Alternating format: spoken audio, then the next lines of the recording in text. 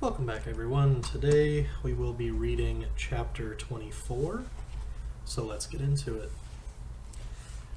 Chapter 24. Listen up, everybody. I got a letter from Elliot. Janet felt comfortable in Elliot's chair in the meeting room in Castle Whitespire. She could have conducted business from her own official chair, but she liked Elliot's. It didn't look different from the other thrones, but there was something about it that felt more pleasant, accommodating. Power, she supposed it was. It suits me. Point of order, Josh said. Are you, High Queen now? With Elliot gone? Was she? Sure, why not?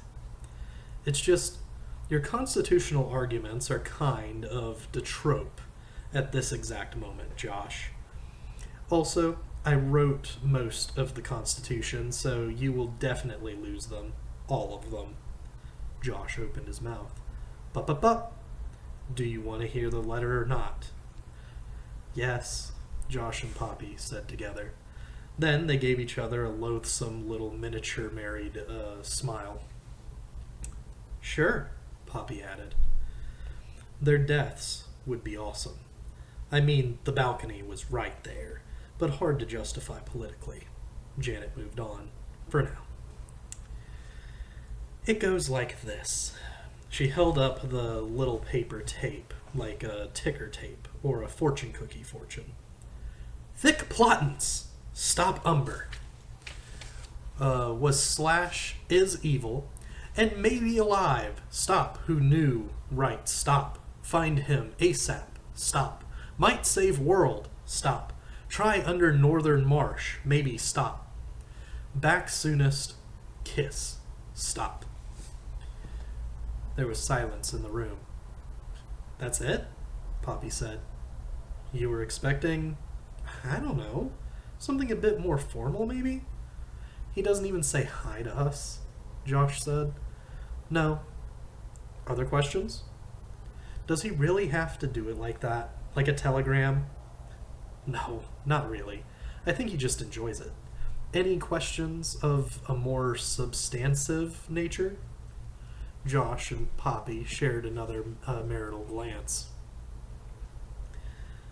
I don't know how to phrase this exactly, but what the fuck? Josh said. Umber's not evil, or wasn't evil. He was Ember's brother, plus he's been dead for like 1,000,000 years or something. Martin Chatwin killed him.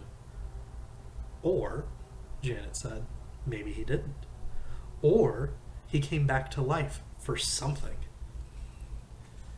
Why hasn't Elliot come back? Poppy said. That I don't know. I'm a little peeved about it myself.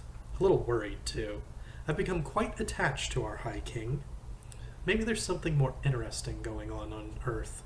But I can't imagine what. Josh? How does Elliot send you letters? Oh, we rigged it up before he left. They sort of float to the surface in that little gazing pool in the courtyard outside my bedroom, on these strips of paper. It's very picturesque. Then you dry them out, and the words develop like a Polaroid. Poppy? Should we do it? Should we try to find Umber? Sorry, I get them mixed up. Baby brain, it's started already. Seriously, we have to get moving with this because I'm almost in the second trimester here. We've got 6 months. One thing about Poppy, she had a can-do attitude. It was one of the things Janet liked about her. Maybe the only thing. Or she guessed Poppy's hair was alright too. But hang on, Josh said. What if we do find Umber? What do we do with him? You gotta figure he's pretty far up the power scale. It's not like we're going to intimidate him.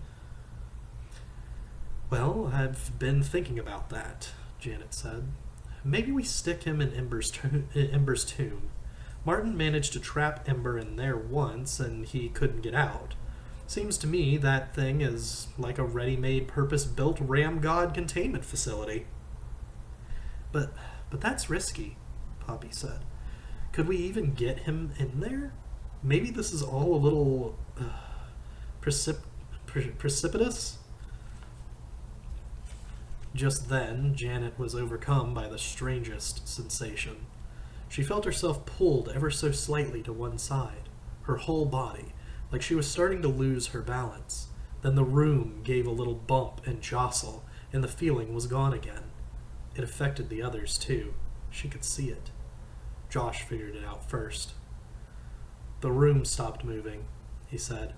Castle Whitespire was built on clockwork foundations that rotated its towers very slowly in a stately, never-ending dance, like the teacups in a really slow, boring carnival ride. They were driven by windmills. Ordinarily, you hardly noticed it, but they noticed now, because it had just stopped. As far as she knew, Whitespire's towers had never stood still before, even in the dark times, the worst times. Does that answer your question? Janet said. This world is falling apart. We have to do something, and this is the only lead we've got. I think we'd better use it. I'm just saying, we're talking about hunting a god here, Poppy said. It's not going to be easy. If it were easy, everybody would do it. As soon as the tower stopped moving, Josh had gone out on the balcony and leaned on the stone railing, looking down. Now Janet and Poppy followed him. Far below, tiny people were spilling out of doorways into the streets and courtyards, staring around them uncertainly, blinking in the late afternoon sunlight. One by one, they stopped and looked up, looked to the three of them, shading their eyes as if their kings and queens could possibly have any answers. Idiots, Janet said softly, but just for form's sake. Maybe the great ever-spinning towers of Whitespire had ground to a halt. Mayhap even the heavenly spheres themselves no longer danced to the music of time. Who the fuck knew? Maybe the only place she'd ever been happy was about to fall apart. But not even the end of the world was going to stop Janet from being a bitch. It was the principle of the thing. They all went, all three of them, 4 counting the baby. Josh and Poppy had bickered. It didn't quite rise to the level of a fight. About whether Poppy should come. But Poppy came out on top. You're worrying too much, she said. I'll take good care of the baby. You just take good care of me. The trip to the northern marsh went more quickly this time. No need for gallant but aimless diagnostic wandering in the wilderness. This time they could take the direct route, the express train, hippogriffs, the fastest flyers in the fleet. You couldn't use them all the time. They were independent bastards, valued their freedom, practically libertarians, and they were very fussy about their feathers too, which you always ended up pulling out a few. It was impossible not to. But desperate times, etc. They were better than the pure-blood griffins anyway. Those things were just anarchists. Chaotic neutral all the way. Janet's particular hippogriff had a funny red crest between its ears, a feature she'd never seen before. It made a show of ignoring her as she mounted, with the help of a boost from a loyal retainer. Just once before the end of the world, she wouldn't have minded a little gesture of respect from one of these things. Oh well. It was good to get a hippogriff's eye view of Fillory anyway, because it at least confirmed that the halting of Whitespire wasn't an isolated phenomenon. There were signs all over that things were seriously out of joint. It was nothing like when she and Elliot had been traveling just a few days ago. And thinking about that, she already felt nostalgia for it. Now the grass and open fields waved and bent in strange, regular patterns, expanding circles and moving lines. From high overhead, they looked like old-fashioned analog TVs on the blink, their vertical hold shot. Then the eclipse that was a daily event in Fillory simply failed to happen. At first, Janet couldn't put her finger on what was missing, but then she looked up and saw it. The moon and the sun were out of true. Where they should have lined up at midday, they missed each other, the horn of the moon just grazing the sun's corona and moving on, like a doomed aerialist who'd missed the catch. "Shit!" Josh called out. "The chalk man's down." It was true. He had dropped to his hands and knees on his hillside, his featureless head drooping as if overcome by gravity or just despair. His staff had fallen from his bloody hands. It floated beside him in mid-hill. It was an incredibly pathetic sight. And there was this endless goddamn summer. She had had enough of heat. Josh and Poppy were, if anything, even more shocked by all this than she was. They'd been snug in Castle Whitespire this whole time, breeding. They'd seen even less of it than Janet had. The hippogriffs wouldn't set them down right in the swamp, because sure, the world was ending, but that was no reason why they should get their precarious talons and hooves muddy. But they found a reasonably clear, solid helipad-type spot on the perimeter and came in for an admittedly supernaturally graceful landing. "Wait here," she told them. "Give us 24 hours. If we're not back by then, you can go." The hippogriffs stared at each other with their angry yellow eyes and gave absolutely no sign as to whether they would or would not give her 24 hours. Janet struck out into the mud with Poppy and Josh trailing behind her.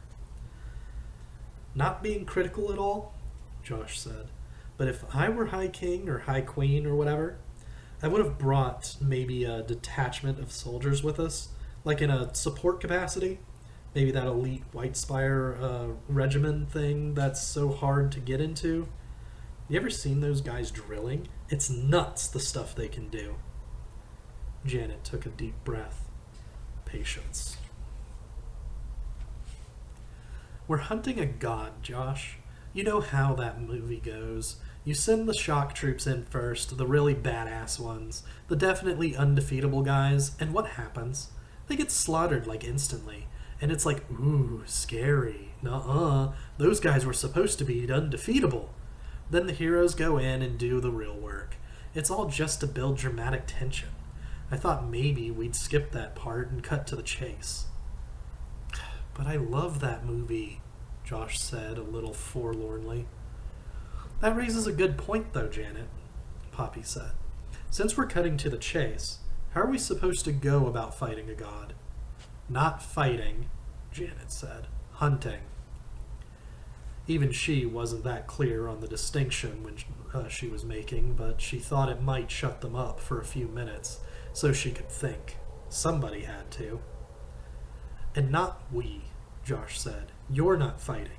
You're taking care of the baby." "I'll take care of the baby," Poppy said, "by fighting."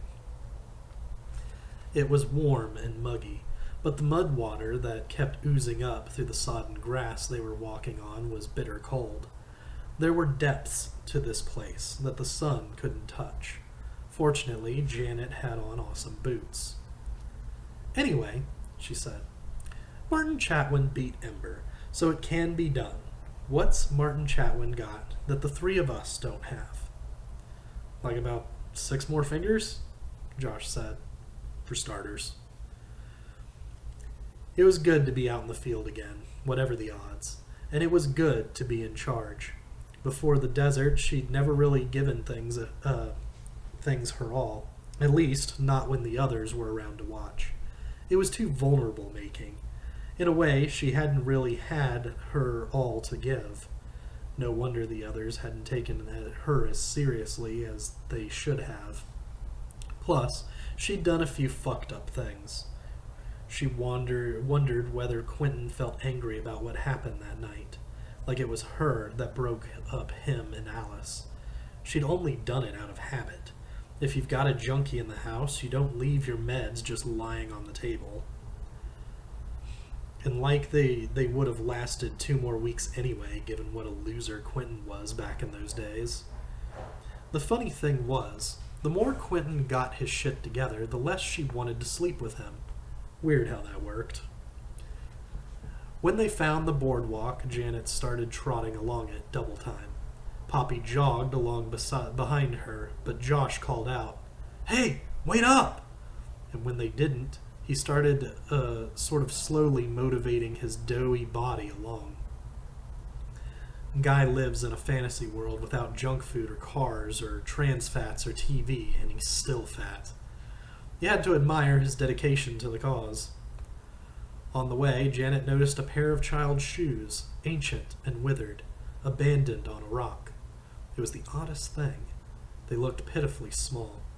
She wondered what could have brought a boy that young, they were a boy's shoes, all the way out here, this deep into the northern marsh, and what could have happened to him? Nothing good. When the pier was in sight, she drew the crossed axes from her back. "Awesome axes," Josh said. "Where did you—" "Your mom gave them to me," Janet said, "after I fucked her." "Why?" "Because she enjoyed it so much."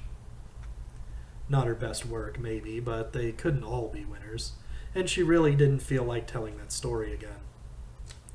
Janet stopped at the very end of the pier and looked around, hands on hips. Everything looked normal. Not a lot of apocalypse going on here. But then, swamps already looked like the end of the world anyway. Maximum entropy. Land and water commingled chaotically. There wasn't much farther downhill they could go. Stray windlets roughened the surface of the bog. A couple of dead, thunderstruck trees poked up in the middle. I was just here, she thought, like a week ago. Suddenly she felt powerfully aware of the circularity and futility of life. Elliot had said Umber was under the swamp, which was both very specific and very vague. She thought about just jumping in blind, a leap of faith in Elliot and his intelligence-gathering skills. But then, giant turtle. While she was weighing the options, Poppy passed her and began climbing down the ladder. It was a slight breach of discipline, but this once she was going to let it pass. Poppy dipped an elegant toe in the water, then put her whole foot in. "Huh," she said. "Careful." Poppy wasn't careful. With the traditional Australian's indifference to personal dryness and venomous underwater predators, she dived right in. The bog swallowed her up in one gulp, her entire lean length. "Poppy!" Josh peered down after his vanished wife and child. "Poppy, Jesus!" Nothing. Then Poppy's hand broke the still surface of the water, like the Lady of the Lake. Except in this case, instead of offering up a magic sword, the hand just delivered a big, enthusiastic thumbs up. Oh, thank God. Josh executed a well-practiced cannonball off the dock, bombs away. So much for stealth. Janet descended the worn wooden ladder in a dignified fashion, like a normal person, until she was immersed up to her knees. She saw what Poppy meant. It did feel weird under there. Not wet somehow, and like there was something trying to push her back up and out. She leaned down and put her head under, and collapsed in an upside-down heap on wet ground. Janet felt thoroughly nauseated. Her inner ear was objecting strenuously to what it was hearing from the rest of her senses. Something violently disorienting had just happened. Jesus! She spat to keep herself from throwing up. Josh was already on his feet and jumping up and down. Again! Again! At least somebody was enjoying themselves. They were under the water, the three of them, but inverted. That's what had happened. They were standing on the underside of the surface of the swamp, which now was hard and slick. It was dark down here, but it was pretty clear what the main event was, namely, a big castle that looked exactly like White Spire, but creepier. Its battlements all lit up with flaring white torches. The sky above it, or the lake bed, or whatever it was black. An underwater, upside-down Castle Whitespire, Josh said. I'll admit, that would not have been my first guess. It's a mirror image. Mirrors invert left-right, not up-down, Poppy said, with tedious correctness. Plus, the black-white thing isn't... Okay, I get it. They met no resistance. But the drawbridge was up, so the three of them flew over the wall and into the courtyard. They saw no one. Josh knocked on the thick door to the outer hall. No answer. But it opened easily.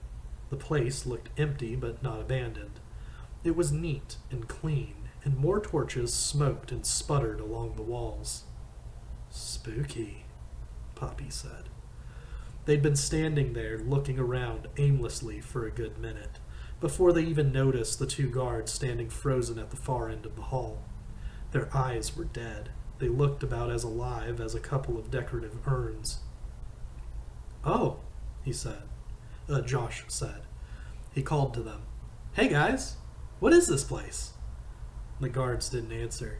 They wore somber, funerary versions of the White Spire uniform, and that's what it was with their eyes. Their pupils were really dilated, like they were on drugs, which you couldn't really blame them working down here. When Josh approached them, they didn't salute him or even come to attention, but they did move. They crossed their halberds in front of the door to bar his way. Oh, come on, he said. They lowered their weapons in his direction. Josh backpedaled. Got left. An ice axe from Janet took the one on the left straight in the forehead, sticking in his skull like it would have in a stump, splitting his helmet and his head right between his eyes. It was a beautiful throw. He dropped his weapon with a clatter and sank to a kneeling position, but by some quirk of anatomy, he didn't quite fall over. He did bleed, though, the dark flood pouring over his face and spreading out across the stone floor. Or, Poppy said, we could try diplomacy.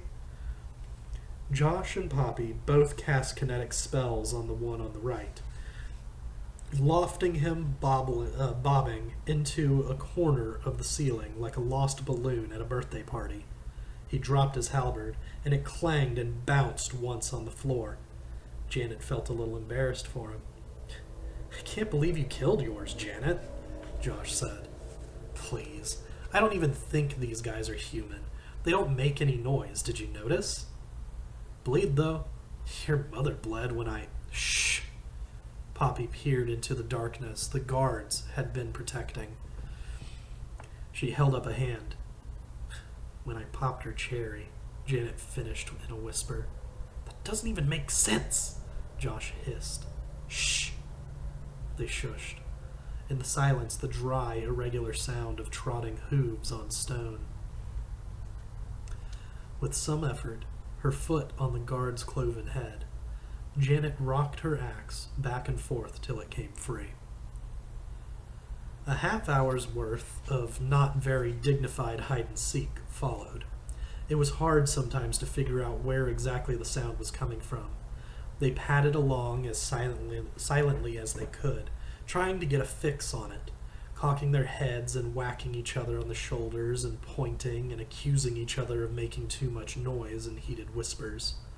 Every once in a while they could hear a voice along with the hooves, muttering to itself, just on the edge of hearing.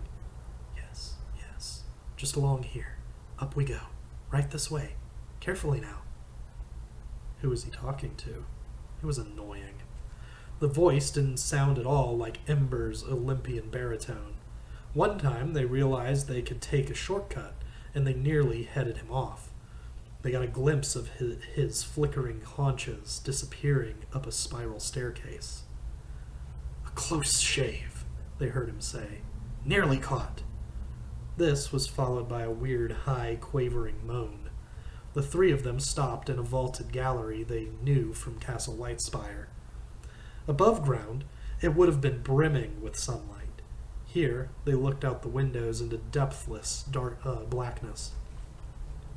They could see the bright ring of water far below them, the surface of the upside-down swamp, a drowned sun swimming in it like a yolk in a silvery egg. Once in a while, a few upside-down fish skittered past the windows. The hooves started again, closer. I don't get this, Josh said. Dude is a god. If he really wanted to get away from us, he would just apparate or whatever. Either he wants to be caught, or he's leading us into a trap. Let's find out, Janet said. Now that was some leadership right there.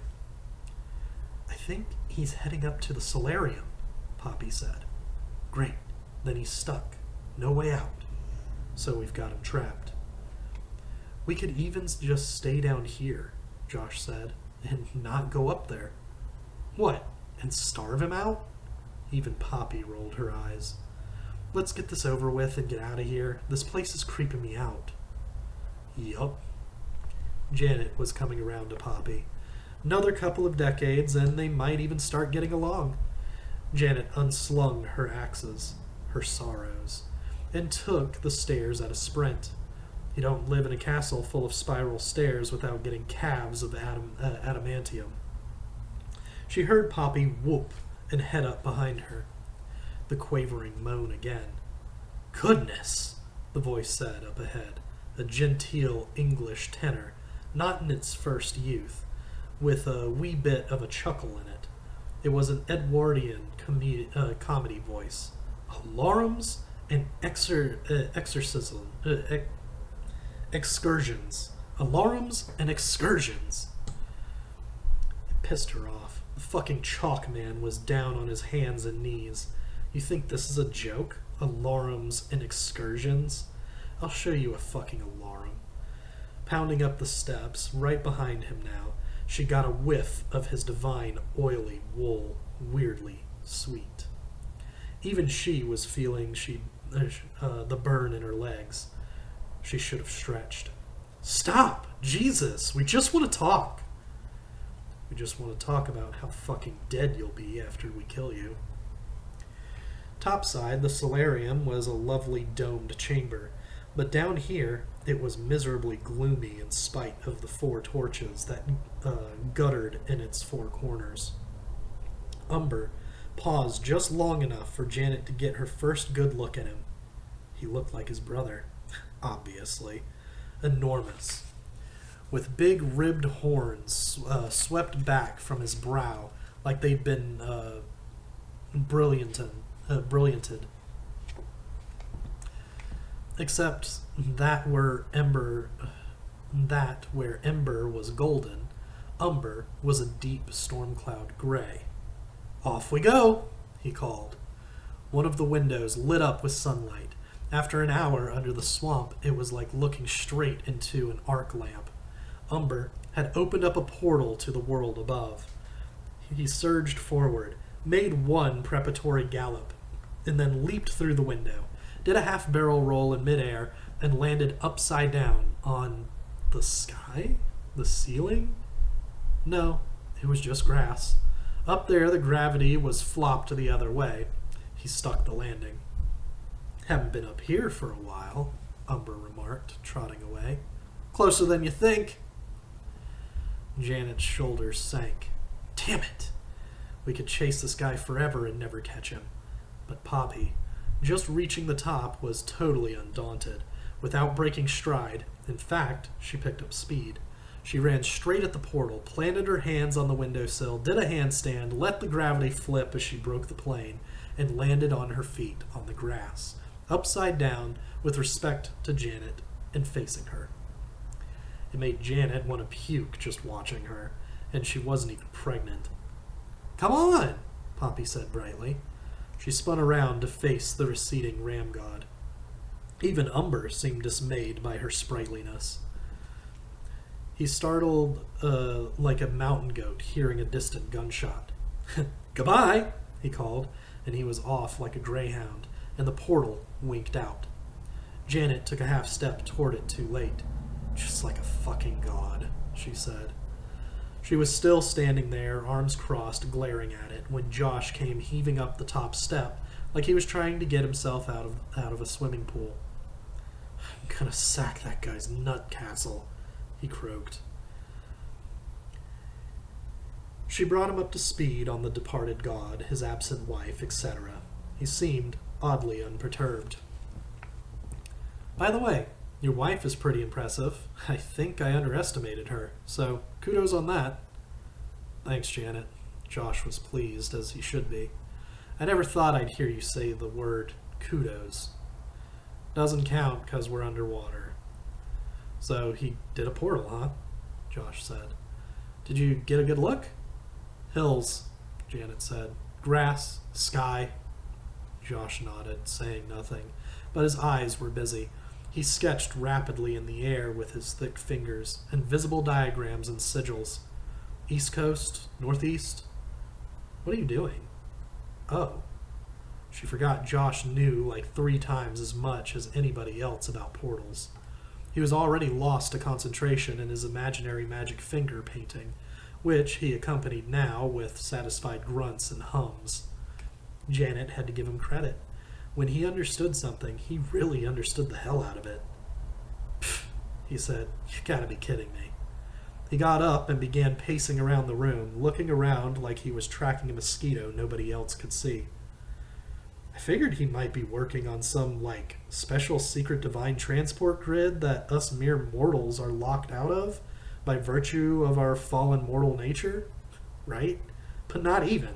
So where exactly was he standing when he threw this thing open?" Janet gestured vaguely. "Show me," Josh said. "I need to see it or it doesn't work." Janet sighed. If you look at my ass, I'm telling Poppy." She got down on all fours, Umber style, and reenacted the sequence exactly. Josh nodded gravely, staring at her ass. Then he walked over to the window where the portal had been and pressed his palms against it. He rubbed the glass in slow circles, and it was like he was doing a grave rubbing. Wherever his hands went, a ghostly, silvery afterimage of a portal appeared, or rather the view through the portal. A range of low hills, but oddly regular. Each hill was perfectly smooth, and more or less the same height as the others. And they were arranged in perfect straight rows. On top of each hill was a single tree, an oak tree by the look of them. "Where the hell is that?" Josh said. "Chankly Bore," Janet said. "It had to be. Nowhere else like it. Up north, next to Broken Bay." "Weird." Josh leaned in to study it, put his nose against the glass. Chankly Bore? Is Chankly an adjective? Modifying bore? Some mysteries it doesn't pay to pry into. "Josh, can you get us there?" "Can I?" He snapped his fingers once, twice. Almost had it. Snap! On the third try, the ghostly image burst into full color, high-def, streaming live. "There you are, my queen." Janet wound up inching herself across the low windowsill, feet first on her bum. Her face chalk white, allowing the gravity to get a grip on her feet and drag them downward to where Josh could reach up to receive them from the other side. The gravitational shear was just not something she could get her mind around, let alone her body. She froze halfway, looking a bit like Winnie the Pooh stuck halfway in and halfway out of Rabbit's burrow. In the end, he had to yank her bodily through. Then she was standing on Florian soil again, less than 4 hours after she had bodily set forth in search of the rogue god Umber, of whom there was no sight. She ruminated again on the eternal return, the widening gyre that seemed to govern human history. There is a tide in the affairs of men, a slack tide that heaves up wrack and slime and rotting seaweed and deposits them on the sand, like a cat leaving the corpse of a rat on your doorstep. Then it slinks back in search of more. They'd been so close. They could have solved everything, and now they wouldn't. He'd gotten away. At any rate, the Chankly Boar was a majestic sight in person. The hills ran on into the distance in their rows, not perfectly regular. She saw now, but almost, like the rubber dimples of a non-slip mat writ very, very large. Each one had its own tree at the summit, like a candle on the top of a cupcake, and each tree was different.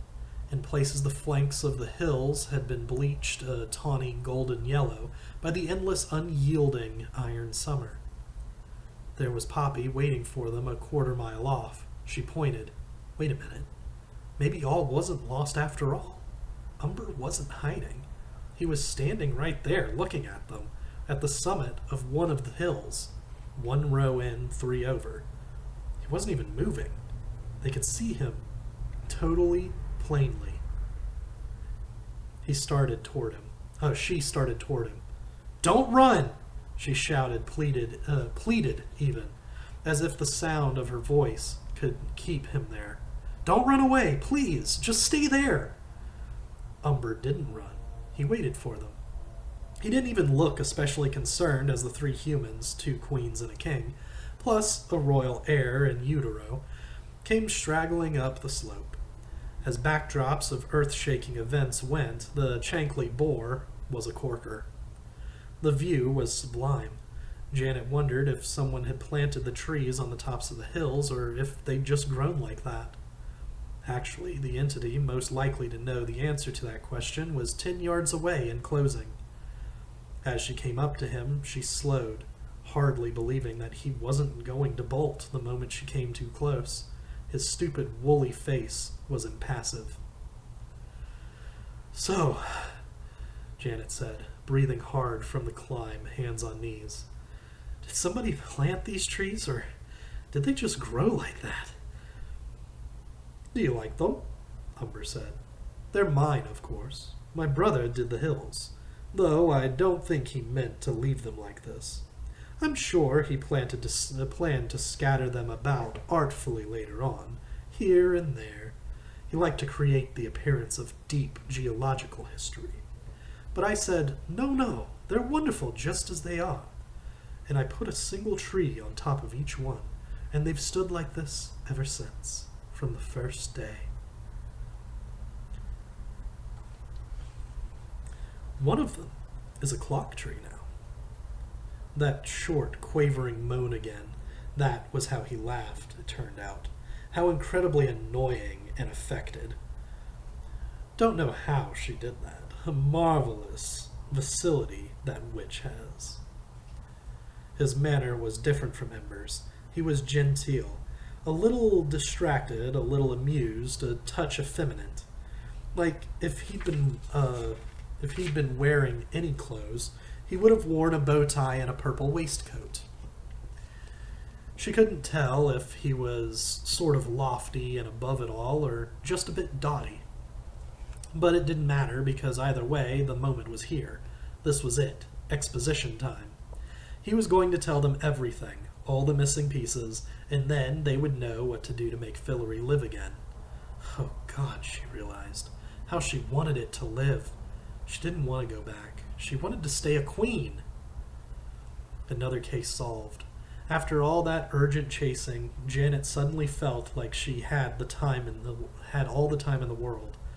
A deep red sunset was getting going on the horizon, like a livid bruise just starting to show.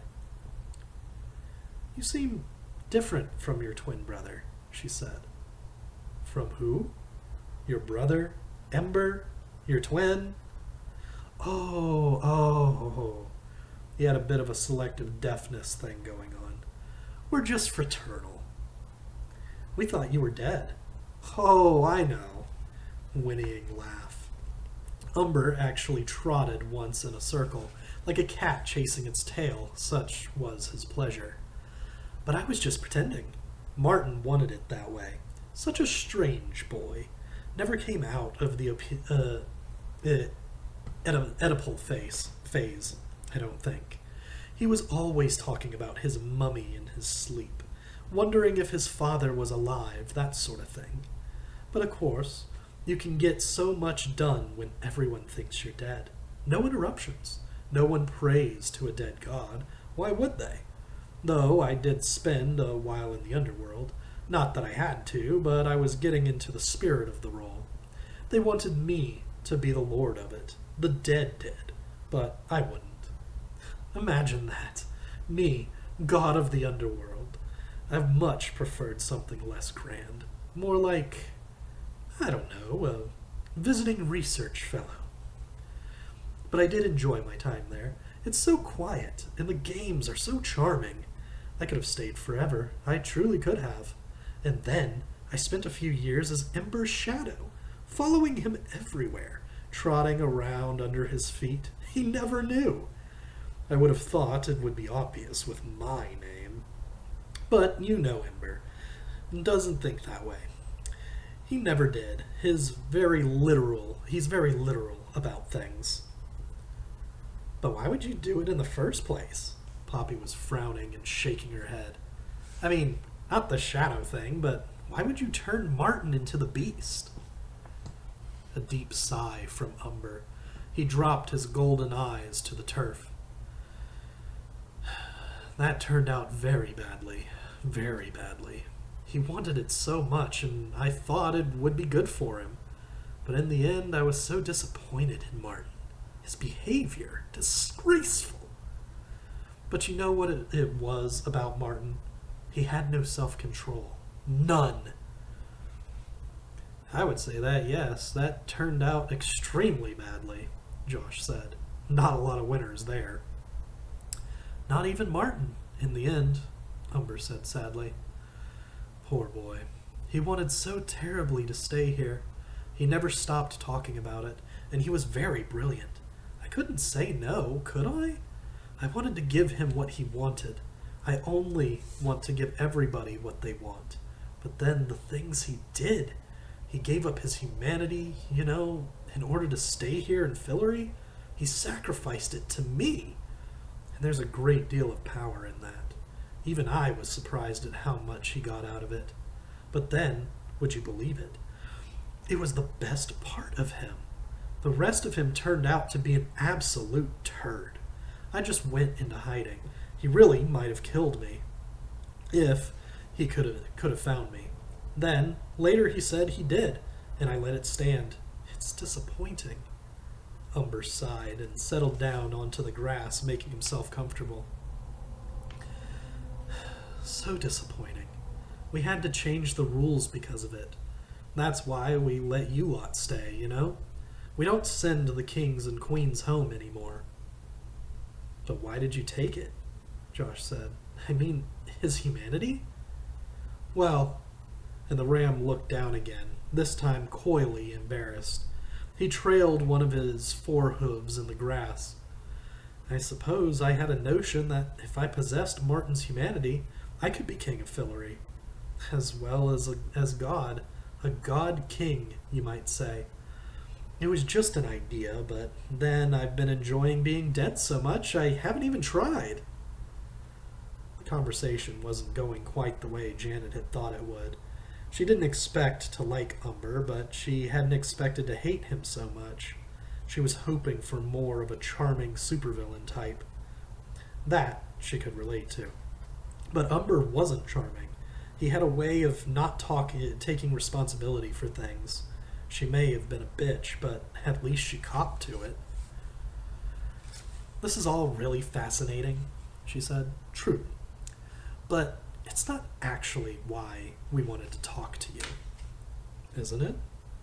Which, by the way, Josh said, since we're talking, why did you sort of run away just then and then stop running away? Oh! Umber looked surprised. I thought you'd like that. Bit of a chase. Wasn't that what you wanted? Not really, no, Janet said. Though I did like the part when I saved everything, Josh said. That was good, with the portal. There, Umber said. You see? And you needed the exercise too. This had the effect of canceling out Josh's triumph. Poppy patted his arm. Well, whatever, he said. Look, what about the apocalypse thing? End of the world? How are we going to stop that? That's your thing, right? Umber actually looked wounded. The apocalypse? Oh no, that's not one of mine. It's not? Janet said. Wait. Goodness no. Why would I do that? The two queens and the king looked at each other. Something began dying a little inside Janet. Oh yes, hope. That's what people called it. But if you're not, Poppy said, then how are we going to... The astonishment was plain even on Umber's inhuman face. Stop it? You can't think? I would know. I don't think you can stop it. How would you stop an apocalypse? It's just nature. It happens by itself. So you can't, Josh said, but he trailed off. But then, Janet said. She couldn't finish her sentence either. She'd been sure this was it. The answer, the end of the quest, at last. She'd been so sure. The impulse came over Janet out of nowhere. Nowhere was where she got a lot of her best impulses these days. It suddenly all linked up in her head. Umber had taken Martin's humanity, and he had made it all sound like a lark. Like, what else could he do? But Martin had become the beast. The beast had bitten off Penny's hands and crushed Quentin's collarbone and made Alice turn herself into a Niffin. And he'd eaten that girl back in school. What was her name? That all went back to Umber. She ripped one of her axes from its strap on her back and in the same motion clouted Umber in the head with it. She didn't even have time to put an ice blade on it. It was just a cold steel spanner straight to the ram jowls. Yeah! Umber's eyes went wide. She did it again, a lot harder this time, and his front knees buckled. These crazy axes. She'd give the foremost that. She hadn't oversold them. He hadn't oversold them. They were everything he'd say they were and more. You could hit a god with them, and he would feel it. Umber started to rise, shaking his long muzzle, befuddled more than anything else, and Janet hammered him again, and again, and again, and his legs folded under him, and he sank down and lost consciousness. Then she hit him once more, cracked him right on his ear, knocked a tiny chip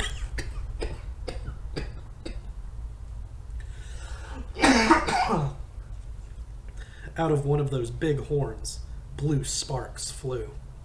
That's for everything you did, and everything you didn't do, you fucking jerk. Janet, Poppy said, losing her cool a bit for once. Jesus! Who cares? It's not him. He can't help us. He doesn't know anything. Plus, who knows when was the next time she'd get to beat down a god, especially one who so obviously deserved it. Umber sprawled on his side, unconscious, the tip of his thick tongue poking out of his slack mouth. Loser, she spat on him. You could never have been a king anyway. You're too much of a pussy. The others just stared at her and at the slumbering god, laid out on the putting green grass under a tree on top of a hill in the Chankly Bore. That was for Alice, she said. And, you know, Penny's hands, all that stuff. No, we got it, Josh said. Message received. We should go, Poppy said. But they didn't, or not yet. In the distance, through a gap in the nameless mountains, they could see that the sun had almost reached the rim of the world. They watched it setting. But then, it didn't quite set. It didn't quite make it. Instead of dipping below the horizon, the sun seemed to come to rest on it, bit by bit, increment by increment. Its lower edge flattened, and distant flares and gouts of flame began to rise up around it, complicating the sunset.